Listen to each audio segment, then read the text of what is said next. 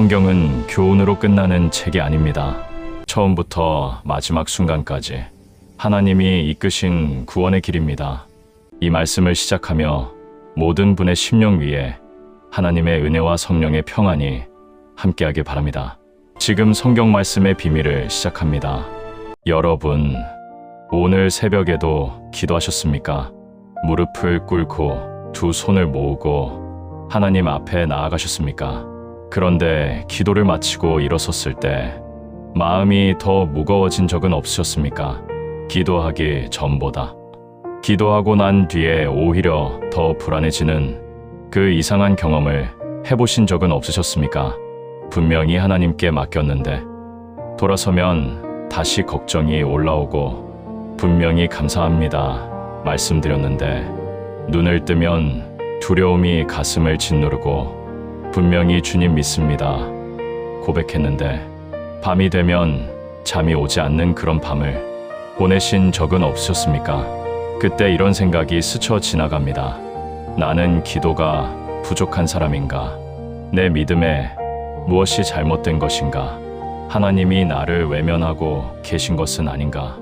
그리고 그 생각이 또 하나의 짐이 되어 가슴 위에 무겁게 내려앉습니다. 오늘 이 이야기는 기도의 방법을 알려드리려는 것이 아닙니다. 기도했는데 왜 더 불안해지는지 그 이유를 설명하려는 것도 아닙니다.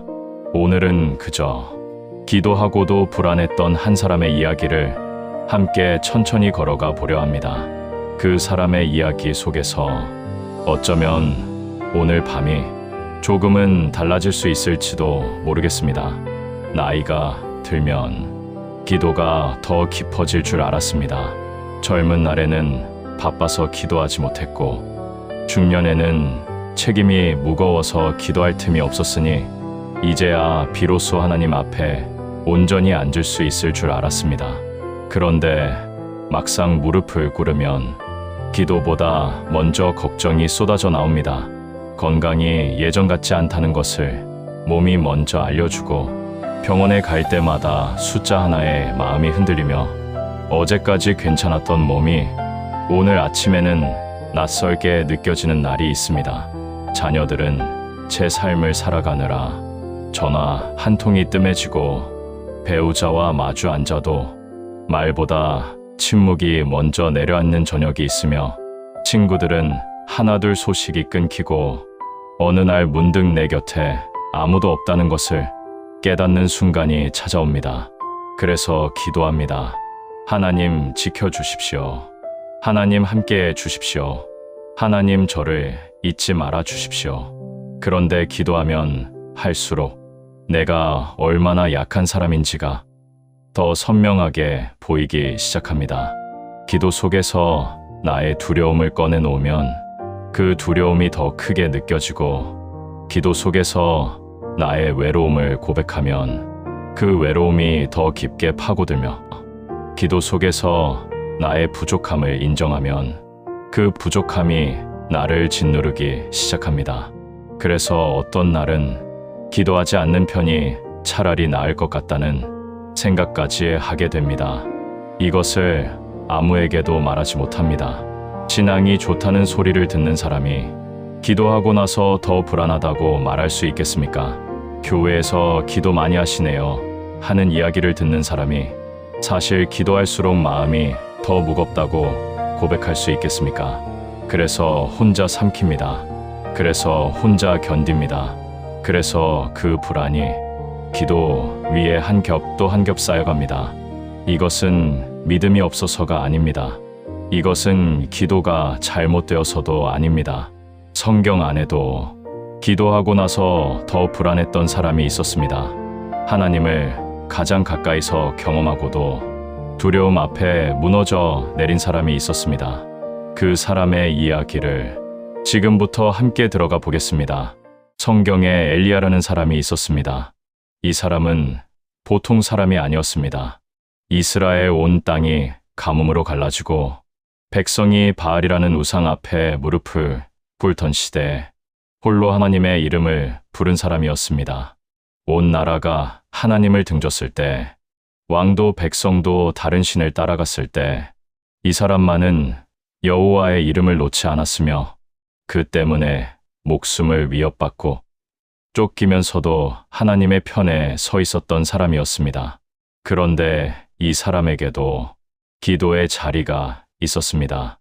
열왕기상 18장의 기록을 보면 갈멜산이라는 곳에서 바알의 선지자 450명과 엘리야 단 한 사람이 마주서는 장면이 나옵니다. 450명 대 1명이었습니다. 바알의 선지자들은 아침부터 한낮까지 소리를 지르고 칼로 제 몸을 상하게 하며 자기들의 신을 불렀지만 아무 응답이 없었습니다. 하늘은 침묵했고 제단 위의 제물은 차갑게 놓여 있을 뿐이었습니다. 그런데 엘리야가 나섰습니다.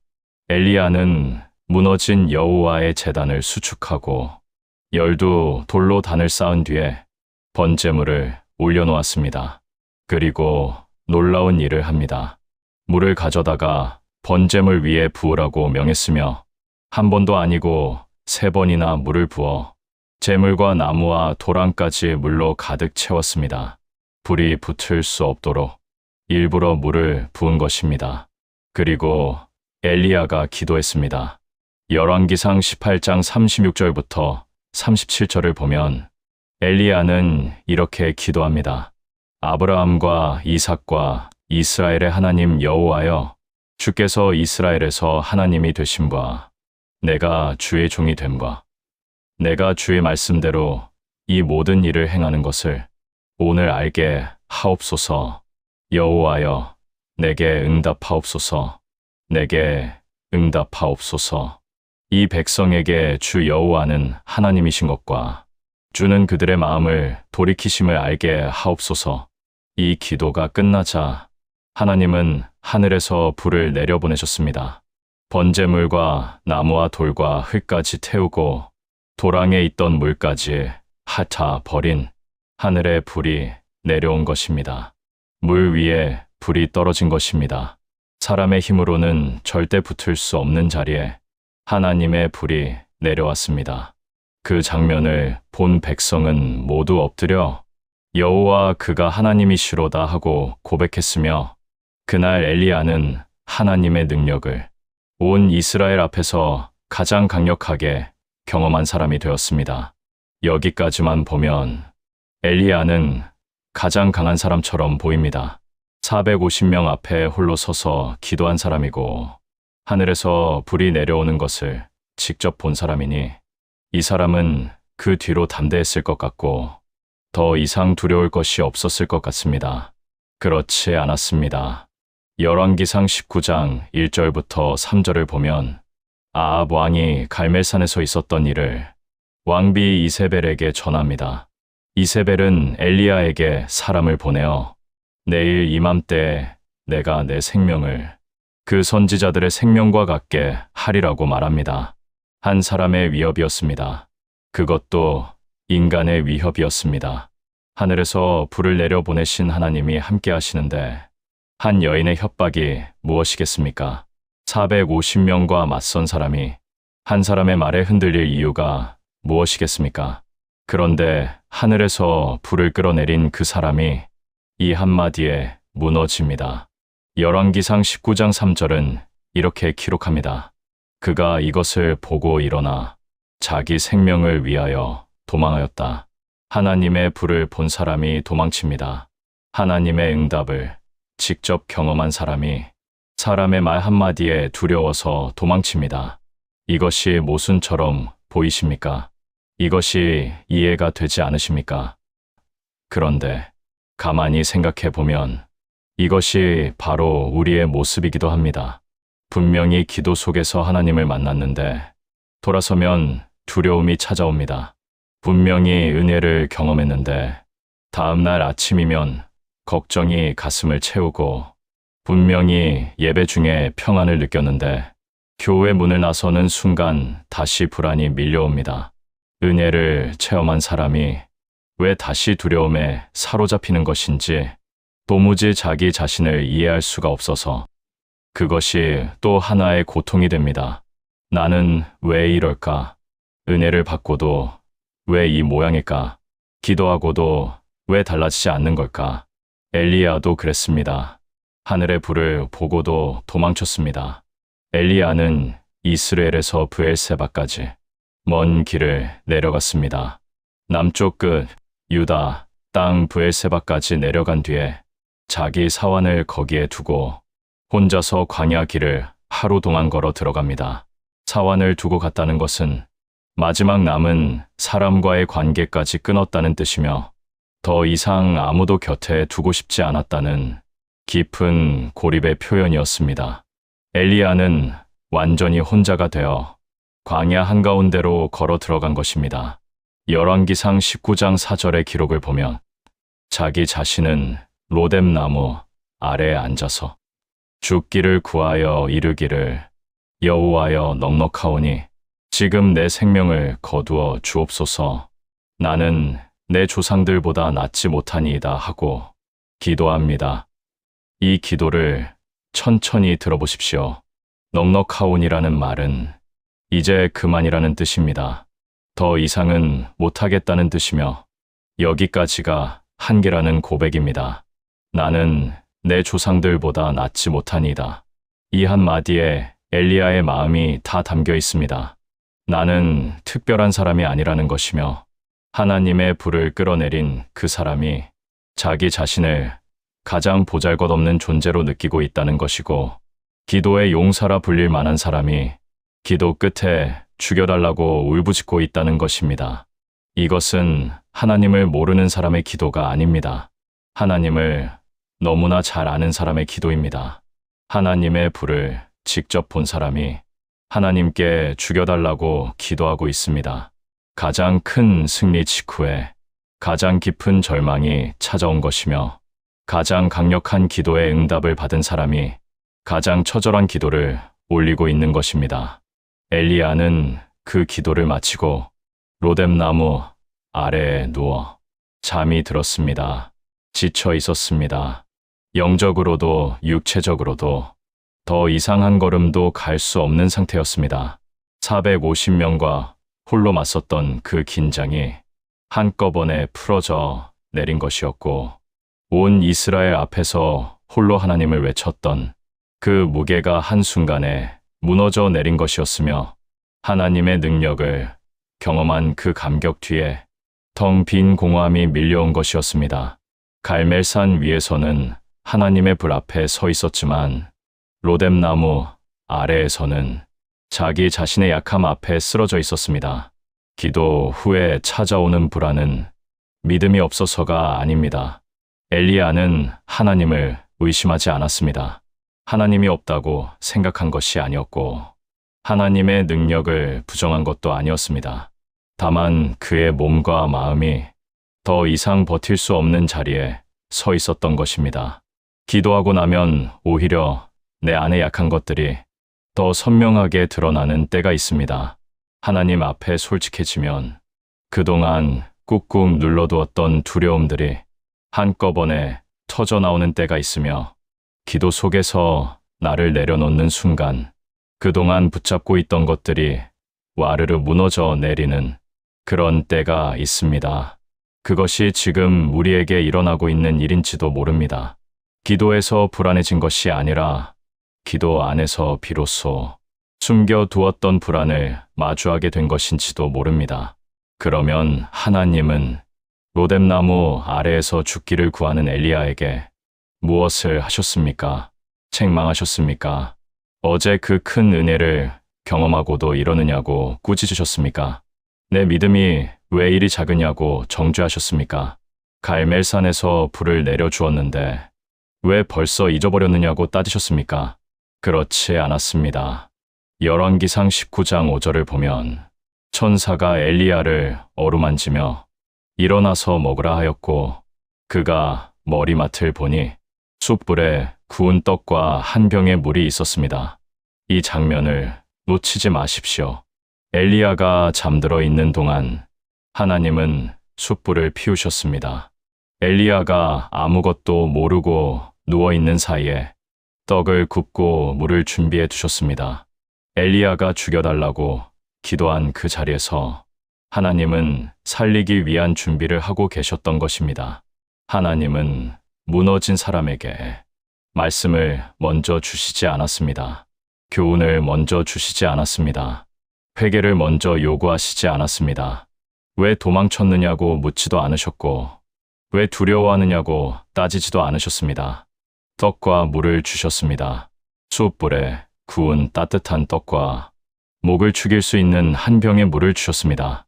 이것은 매우 단순한 것처럼 보이지만 그 안에 하나님의 깊은 마음이 담겨 있습니다. 하나님은 엘리야의 영혼만 보신 것이 아니라 엘리야의 몸도 보셨습니다. 엘리야의 믿음만 보신 것이 아니라 엘리야의 피로도 보셨으며 엘리야의 기도만 들으신 것이 아니라 엘리야의 굶주림까지 헤아리셨습니다. 갈멜산에서의 영적 전투 뒤에 브엘세바까지 내려오는 긴 여정 뒤에 광야 하루 길을 혼자 걸은 뒤에 엘리야의 몸은 완전히 탈진한 상태였습니다. 하나님은 그것을 아셨기에 영적인 가르침보다 먼저 따뜻한 음식을 준비하신 것입니다. 그리고 엘리야가 먹고 다시 눕자 천사가 다시 와서 어루만지며 일어나서 먹으라 하였는데 갈 길이 내게 멀다고 하였습니다. 다시 눕는 엘리야를 보십시오. 한 번 먹고 일어나지 못했습니다. 한 번의 음식으로 회복되지 못한 것입니다. 그런데 하나님은 왜 아직도 누워 있느냐고 재촉하지 않으셨습니다. 다시 오셔서 다시 어루만지시며 다시 먹으라고 하셨습니다. 한 번으로 부족하면 두 번 오시는 분이십니다. 두 번으로 부족하면 세 번이라도 오시는 분이십니다. 갈 길이 내게 멀다.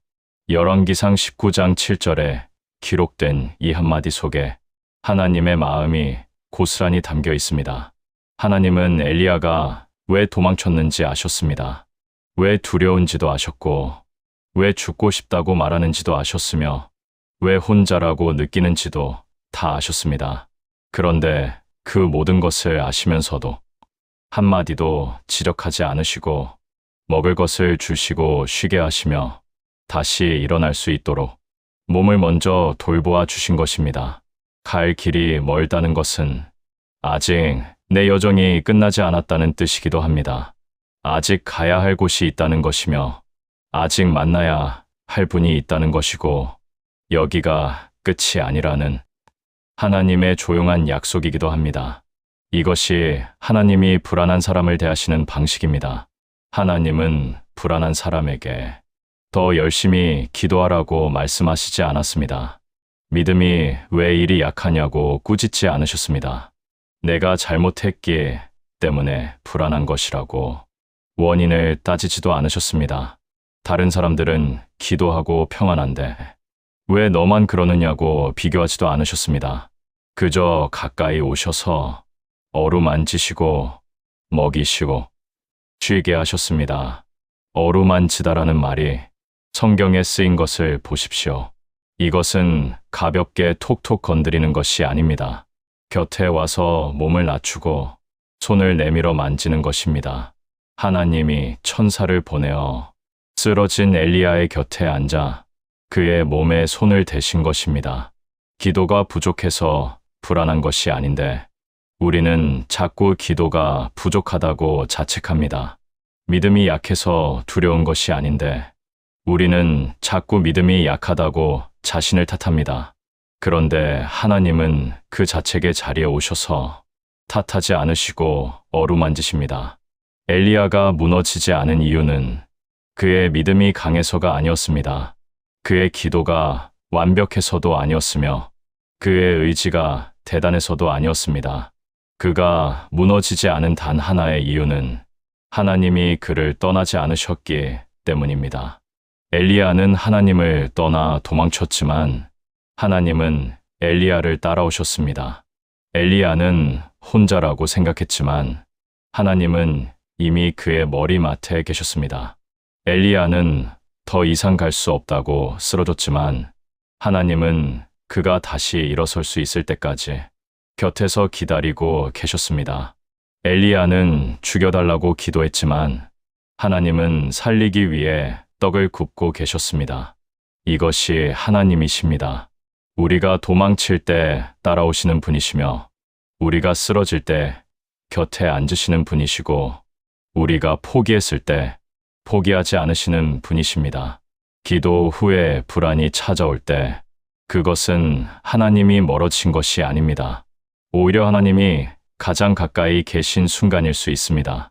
우리가 우리의 약함을 가장 깊이 느끼는 그 자리에 하나님은 떡과 물을 들고 오시는 분이시며, 그 자리에서 어루만져 주시는 분이시고, 갈 길이 멀다는 것을 아시기에 억지로 일으켜 세우지 않으시고 기다려 주시는 분이십니다. 지금 이 시간에도 우리의 머리맡에는 하나님이 준비하신 것들이 놓여 있습니다. 다만 우리가 불안에 가려 아직 보지 못하고 있는 것일 수 있습니다. 엘리야는 천사가 준 음식을 먹고 그 음식의 힘으로 40일을 걸어 하나님의 산 호렙에 이르렀습니다. 40일이라는 시간을 생각해 보십시오. 하루 이틀이 아니라 40일을 걸었습니다. 그 긴 시간 동안 엘리야는 무슨 생각을 했을까요? 광야의 뜨거운 낮과 추운 밤을 지나며 무슨 마음으로 한 걸음 한 걸음을 옮겼을까요? 성경은 그 40일 동안의 여정에 대해 아무런 설명을 하지 않습니다. 다만 천사의 음식이 그를 먹여 살렸다는 것과 그 힘으로 호렙산까지 이르렀다는 것만 기록합니다. 이것이 중요합니다. 엘리야의 40일은 그가 스스로의 힘으로 걸은 것이 아니었습니다. 하나님이 준비하신 음식의 힘으로 걸은 것이었습니다. 엘리야의 다리가 강해서가 아니라 하나님이 먹이신 떡이 그를 끌고 간 것입니다.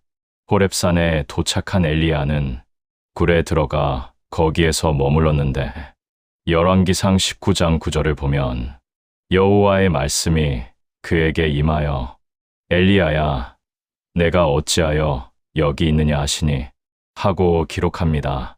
하나님의 이 질문을 가만히 들어보십시오. 내가 어찌하여 여기 있느냐? 이것은 추궁이 아닙니다. 왜 도망쳤느냐는 책망이 아닙니다. 이것은 하나님이 엘리야에게 내 마음을 말해 보라고 여시는 질문입니다. 그래서 엘리야가 대답합니다. 열왕기상 19장 10절에 보면 내가 만군의 하나님 여호와께 열심히 유별하오나 이스라엘 자손이 주의 언약을 버리고 주의 제단을 헐며 주의 선지자들을 칼로 죽였으며 오직 나만 남았거늘 그들이 내 생명을 찾아 빼앗으려 하나이다 하고 아뢰었습니다. 엘리야의 고백 속에는 분노와 서운함과 외로움이 함께 섞여 있었습니다. 나는 열심히 했는데 왜 이렇게 되었습니까? 나 혼자만 하나님을 위해 섰는데 돌아온 것은 죽음의 위협뿐이었습니다. 아무도 내 편이 없고 아무도 나와 함께하지 않으며 오직 나만 남았습니다. 이 고백이 기도 후에 불안을 느끼는 우리의 마음과 얼마나 닮아 있습니까?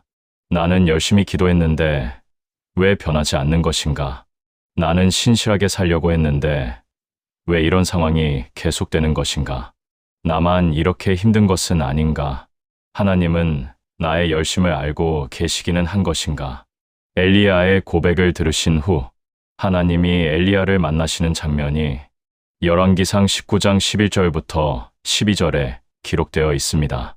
하나님이 엘리야에게 나와서 산 위에 서서 여호와 앞에 서라고 말씀하셨고, 그때 크고 강한 바람이 산을 가르며 바위를 부수었지만 바람 가운데 여호와께서 계시지 않았습니다. 바위를 부수는 바람이 불었습니다. 산이 흔들릴 만큼 강한 바람이었습니다. 그런데 그 바람 가운데 여호와께서 계시지 않았습니다. 바람 후에 지진이 있었으나 지진 가운데에도 여호와께서 계시지 않았습니다. 땅이 흔들리고 산이 움직이는 지진이었습니다. 누구라도 두려워할 만한 거대한 힘이었습니다. 그런데 그 지진 가운데에도 하나님은 계시지 않았습니다. 지진 후에 불이 있었으나 불 가운데에도 여호와께서 계시지 않았습니다. 갈멜산에서 엘리야는 하늘에서 내려오는 불로 하나님을 경험했습니다. 그때는 불 가운데 하나님이 계셨습니다. 그런데 이번에는 불이 있어도 불 가운데 하나님이 계시지 않았습니다. 바람도 아니고 지진도 아니며 불도 아니었습니다. 불 후에 세미한 소리가 있었습니다. 세미한 소리라는 것은 가늘고 조용한 소리입니다. 산을 가르는 바람이 아니라 잔잔한 숨결 같은 소리였으며 땅을 흔드는 지진이 아니라 가만히 귀를 기울여야 겨우 들리는 소리였고 모든 것을 태우는 불이 아니라 마음 깊은 곳에서 조용히 울려오는 소리였습니다.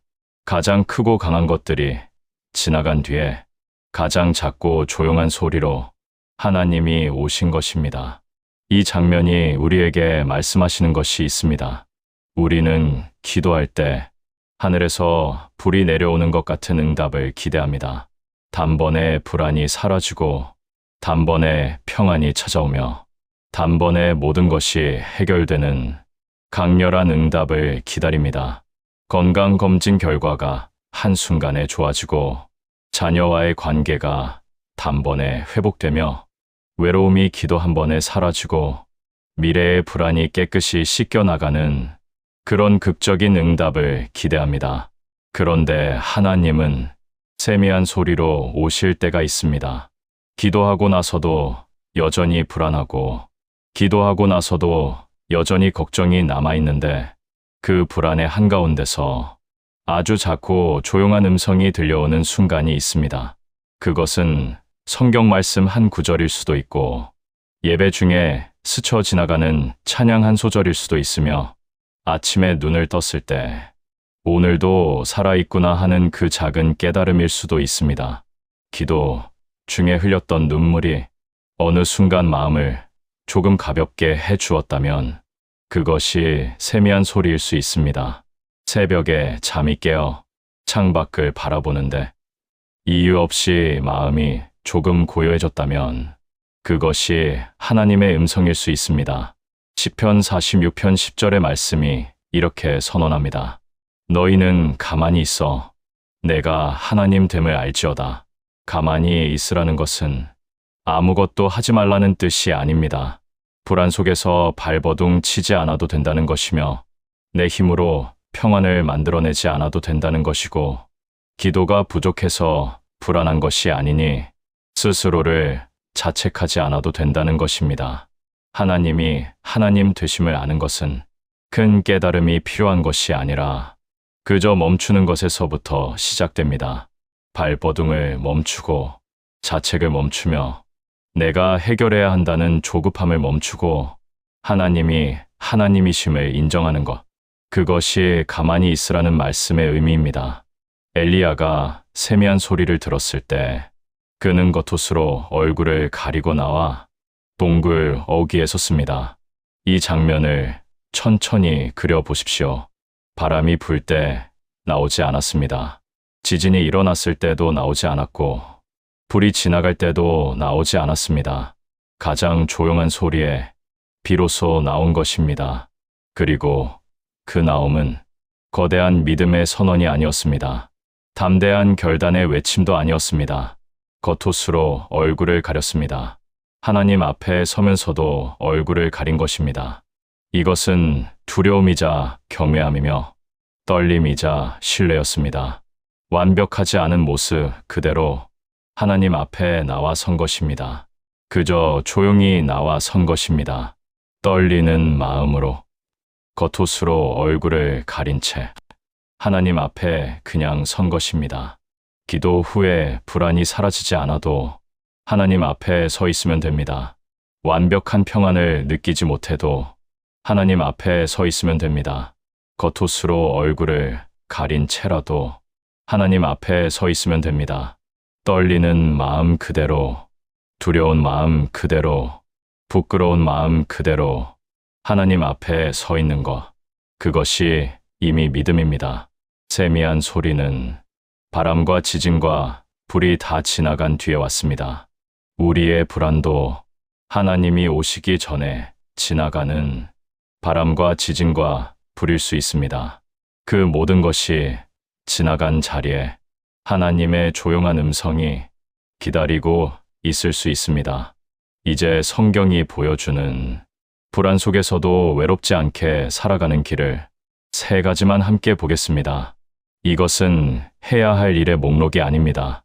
이것을 하지 않으면 안 된다는 또 하나의 짐을 드리려는 것이 아닙니다. 이렇게 살아가도 괜찮다는 하나님의 허락이라고 받아주십시오. 첫 번째는 기도 후에 쉬어도 된다는 것입니다. 엘리야가 로뎀나무 아래에서 잠들었을 때 하나님은 깨우지 않으셨습니다. 일어나서 기도하라고 하지 않으셨고 왜 누워있느냐고 꾸짖지 않으셨으며 지금 이럴 때가 아니라고 재촉하지도 않으셨습니다. 하나님은 그의 잠을 허락하셨습니다. 이것이 얼마나 놀라운 일인지 생각해 보십시오. 하나님의 선지자가 하나님을 떠나 도망친 상태에서 죽여달라는 기도를 드린 직후에 잠이 들었는데 하나님은 그 잠을 허락하신 것입니다. 깨우지 않으셨습니다. 기다리셨습니다. 그가 충분히 쉰 뒤에 다시 음식을 주셨으며 한 번 먹고도 일어나지 못하자 다시 오셔서 다시 먹이시며 일어날 수 있을 때까지 기다려 주셨습니다. 우리는 때때로 기도하고 나서 마음이 편하지 않으면 더 기도해야 한다고 생각합니다. 마음이 불안하면 기도가 부족한 것이고 평안이 오지 않으면 더 간절히 매달려야 한다고 스스로를 몰아세웁니다. 그런데 엘리야의 로뎀나무는 다른 이야기를 들려줍니다. 오늘은 여기까지만 하고 쉬겠습니다 하고 내려놓아도 됩니다. 기도가 잘 되지 않는 날은 주님 오늘은 여기까지입니다 하고 눈을 감고 쉬어도 됩니다. 하나님은 쉬는 사람을 탓하지 않으시는 분이시며 쉬는 시간 속에서도 여전히 우리 머리맡에 떡과 물을 준비하시는 분이십니다. 시편 3편 5절에서 다윗은 이렇게 고백합니다. 내가 누워 자고 깨었으니 여호와께서 나를 붙으심이로다. 다윗이 잠을 잔 것은 태평에서가 아닙니다. 시편 3편의 배경을 보면 다윗은 자기의 아들 압살롬에게 쫓겨 왕궁을 빼앗기고 도망치던 중이었습니다. 사방에 원수가 있었고 목숨이 위태로운 상황이었는데 그 한가운데서 다윗은 누워 잤고 깨어난 뒤에 여호와께서 나를 붙으셨다고 고백한 것입니다. 잠자는 동안에도 하나님은 붙들고 계셨습니다. 기도하지 못하는 시간에도 하나님의 손은 놓지 않고 계셨습니다. 엘리야의 로뎀나무가 가르쳐 주는 것은 강한 믿음이 아니라 지친 사람에게 허락된 쉼이었으며 다윗의 시편이 가르쳐 주는 것은 잠든 사이에도 붙드시는 하나님의 변함없는 손길이었습니다. 두 번째는 불안을 있는 그대로 하나님께 말해도 된다는 것입니다. 다윗은 시편 속에서 자신의 두려움을 숨기지 않았습니다. 아름다운 말로 포장하지 않았고 괜찮은 척 기도하지 않았으며 있는 그대로의 마음을 하나님 앞에 쏟아 놓았습니다. 시편 13편 1절에서 2절까지 다윗은 이렇게 기도합니다.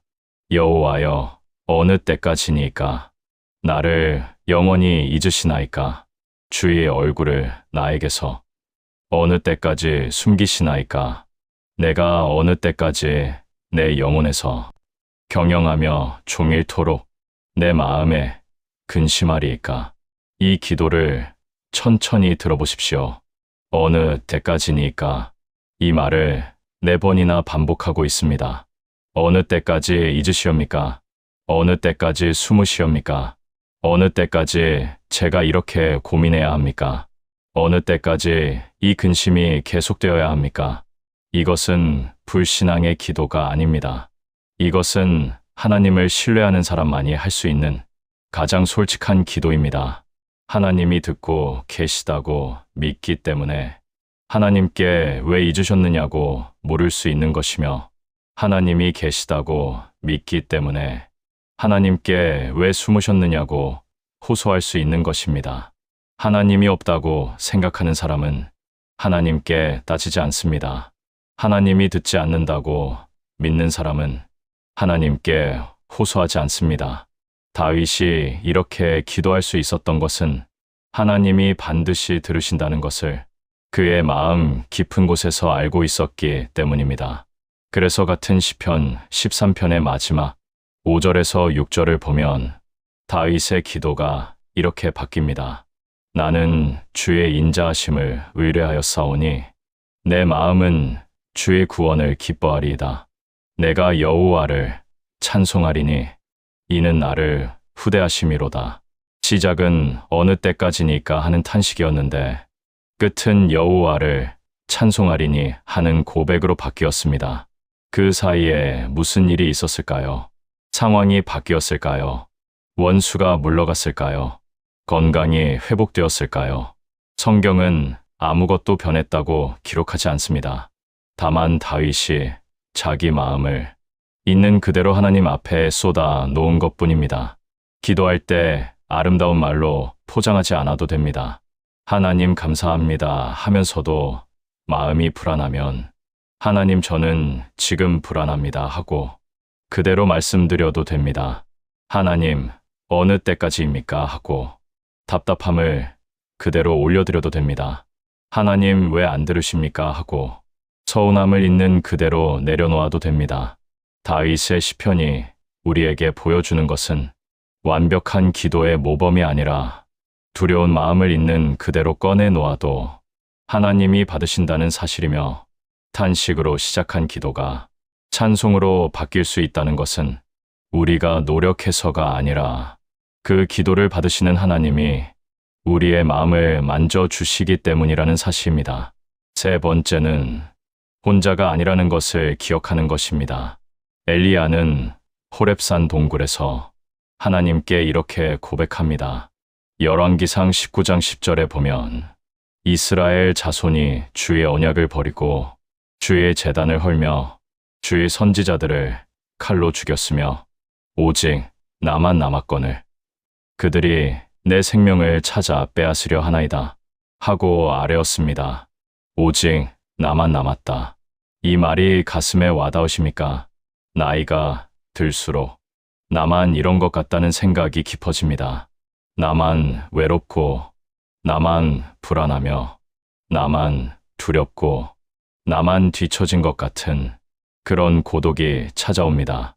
주변을 돌아보면 다른 사람들은 평안하게 살고 있는 것 같고 다른 집은 자녀들이 잘 찾아오는 것 같으며 다른 성도들은 기도하면 평안이 오는 것 같은데 나만 유독 이렇게 힘든 것 같은 그 외로움을 느끼신 적이 있으실 것입니다. 엘리야도 그렇게 느꼈습니다. 나만 남았다고 생각했습니다. 나 혼자뿐이라고 믿었습니다. 그런데 하나님은 열왕기상 19장 18절에서 엘리야에게 이렇게 말씀하십니다. 그러나 내가 이스라엘 가운데 7,000명을 남기리니 다 바알에게 무릎을 꿇지 아니하고 다 바알에게 입맞추지 아니한 자니라. 엘리야는 자기 혼자라고 생각했지만 하나님은 7,000명을 남겨두고 계셨습니다. 엘리야의 눈에는 보이지 않았습니다. 엘리야의 귀에는 들리지 않았습니다. 그런데 하나님의 눈에는 7,000명이 분명히 보이고 있었습니다. 엘리야가 혼자라고 느꼈던 그 순간에도 하나님은 이미 7,000명을 예비해 두고 계셨던 것입니다. 우리 눈에는 보이지 않지만 하나님은 우리 곁에 동행하는 사람을 이미 준비해 두고 계십니다. 교회 안에 나와 같은 마음으로 기도하는 사람이 있고 세상 어딘가에 나와 같은 눈물을 흘리며 하나님을 부르는 사람이 있으며 우리가 모르는 곳에서 하나님이 예비하신 만남이 기다리고 있습니다. 그리고 무엇보다 하나님 자신이 우리와 함께 계십니다. 사람이 모두 떠나도 하나님은 떠나지 않으시며 전화가 오지 않는 긴 오후에도 하나님은 우리 곁에 앉아 계시고 아무도 내 이름을 부르지 않는 저녁에도 하나님은 우리의 이름을 부르고 계십니다. 이사야 43장 1절에서 하나님은 이렇게 선언하십니다. 야곱아, 너를 창조하신 여호와께서 이제 말씀하시느니라. 이스라엘아, 너를 지으신 이가 말씀하시느니라. 두려워하지 말라. 내가 너를 구속하였고 내가 너를 지명하여 불렀나니 너는 내 것이라. 내가 너를 지명하여 불렀다는 것은 하나님이 우리의 이름을 알고 계시다는 뜻입니다. 세상이 잊어버려도 하나님은 기억하고 계시며 사람들이 관심을 두지 않아도 하나님은 이름을 불러주시는 분이십니다. 너는 내 것이라. 이 한마디가 혼자라는 생각이 들 때 우리를 붙잡아 주는 말씀입니다. 혼자라는 생각이 들 때 그 생각이 사실이 아닐 수 있다는 것을 성경은 분명히 말씀하고 있습니다. 엘리야에게 7,000명이 있었던 것처럼 우리에게도 보이지 않는 곳에서 함께 기도하는 사람들이 있으며 무엇보다 우리의 이름을 아시고 우리를 내 것이라 부르시는 하나님이 함께 계십니다. 기도하고도 불안한 것은 믿음의 실패가 아닙니다. 기도하고도 두려운 것은 신앙이 부족한 증거가 아닙니다. 기도하고도 눈물이 나는 것은 하나님이 멀리 계시다는 뜻이 아닙니다. 엘리야도 그랬습니다. 다윗도 그랬습니다. 하나님이 사랑하시는 사람들이 하나님 앞에서 울었고 하나님 앞에서 두려워했으며 하나님 앞에서 도망치기도 했습니다. 그런데 하나님은 그들 중 단 한 사람도 버리지 않으셨습니다. 도망친 엘리야를 따라가셨고 울부짖는 다윗의 기도를 들으셨으며 넘어진 자리에서 다시 일어설 수 있도록 조용히 곁에 서 계셨습니다. 우리의 믿음은 완성된 것이 아닙니다. 오늘도 걸어가고 있는 길 위에 있으며 넘어지기도 하고 쥐어가기도 하며 때로는 뒤돌아보기도 하는 그런 여정의 한가운데 서 있습니다. 그래도 괜찮습니다.